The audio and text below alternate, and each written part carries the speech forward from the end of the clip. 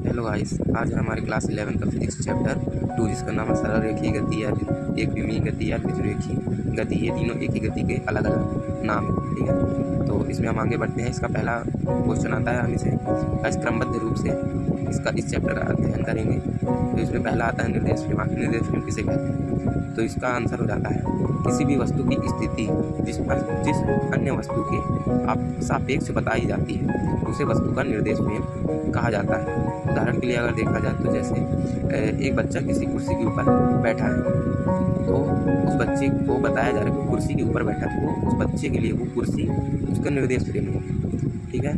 तो एक ही आगे बढ़ते हैं, एक ही वस्तु के अनेक निर्देश फ्रेम हो सकते हैं। जैसे उसी बच्चे को अगर देखा जाए तो वो बच्चा कुर्सी के ऊपर बैठा है, तो कुर्सी उसके लिए एक निर्देश फ्रेम हो गई। उसके साथ साथ वह बच्चा एक कह सकते हैं कि एक कमरे में बैठा होगा, तो एक वो छत के नीचे बैठा होगा या फर्श के ऊपर खड़ा होगा आदि, मतलब ऐसे ही करके कई सारे निर्देश फ्रेम हम उसके बता सकते हैं। आगे बढ़ते हैं। निर्देश फ्रेम के आधार पर वस्तु की दो स्थितियाँ मानी गई है। जब वस्तु की स्थिति समय के सापेक्ष अपरिवर्तित रहती है तो इसे वस्तु की विरामावस्था कहते हैं। मतलब जब वस्तु स्थिर अवस्था में होगी तो समय बढ़ता जाएगा लेकिन वस्तु उसी जगह पर रहेगी, तो इसे विरामावस्था कहा जाता है। इसके अतिरिक्त जब वस्तु समय के सापेक्ष अपनी स्थिति परिवर्तित करती है तो वस्तु गतिशील या गतिमान अवस्था में मानी जाती है। इसका मतलब है जब वस्तु अपनी स्थिति में परिवर्तित कर रही है, साथ ही समय बढ़ रहा है, तो वस्तु गतिमान अवस्था में। इसकी अगली वीडियो में हम स्थानांतरित गति और इसके आगे चैप्टर आगे भी कई सारे क्वेश्चन हमारे हैं, तो उन्हें भी हम अगली वीडियो में देखेंगे।